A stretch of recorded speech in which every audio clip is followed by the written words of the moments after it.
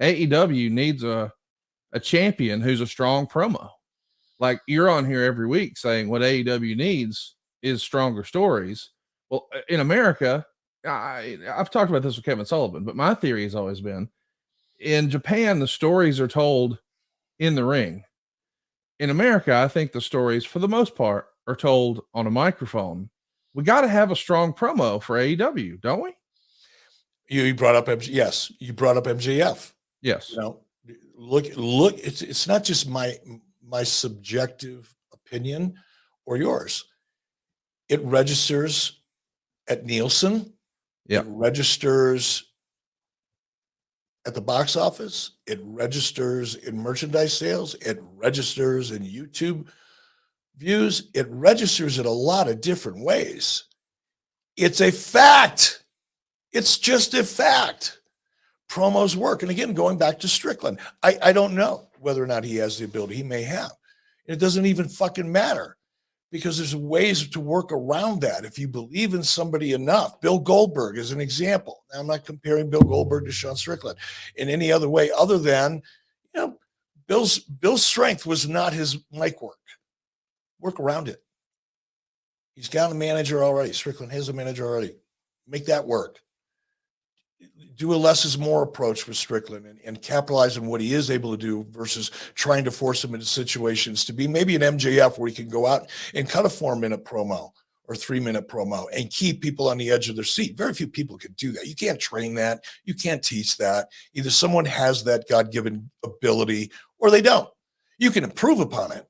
But if someone doesn't have it, you're not going to be able to give them a pill or send them to a class or in any other way artificially induce that person to have a skill set and a talent that inherently they don't have.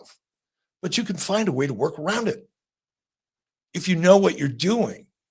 And by the way, looking and listening, unfortunately, to the interviews that I listened to, watching this, as someone very close to me who I highly respect said recently, a cornucopia of clusterfuck. What a phrase. If cornucopia. I listened to the promo, I listened to every promo on that show. Yeah. I'm sorry. It was horrible. Well, Eric, that's your girl now. You can't come on here and jack off Jen Pepperman a month ago and now come out here and say the you can write whatever the fuck you want to write. You still have to have talent that can execute. All right, listen, we don't ever talk. I'm never critical about current stuff, but what the fuck are they doing with Mercedes Mone? That, and I was going to be my next point, Conrad. I guarantee you give me 5 minutes with Swerve Strickland. You give me a fucking iPhone and a flashlight, and I will produce an interview out of Swerve Strickland. And I've never talked to the man, more or less know what he's capable of delivering. But I swear to God, I know I'm right.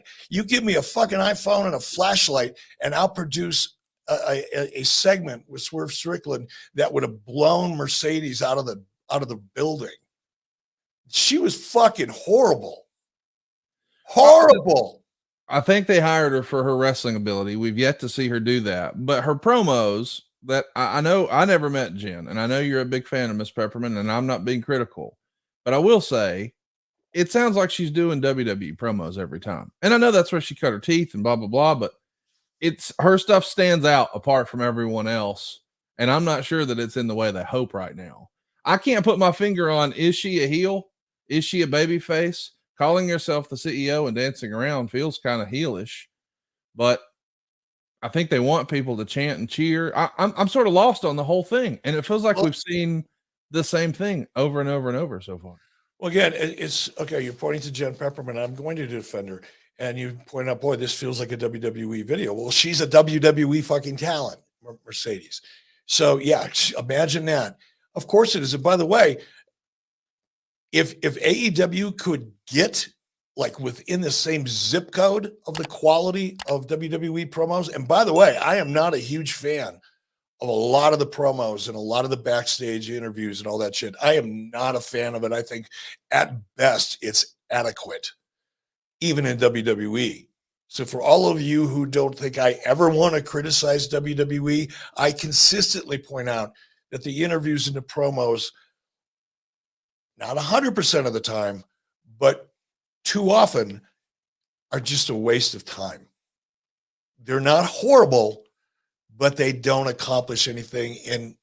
And it's a little bit of a death by 1,000 cuts when you keep seeing talent on camera that are put into positions where they just can't possibly excel, either because of the nature of the shot or the interview or the writing in some cases, or just the fact that it's filler material and everybody knows it. They tune out of it consciously or subconsciously.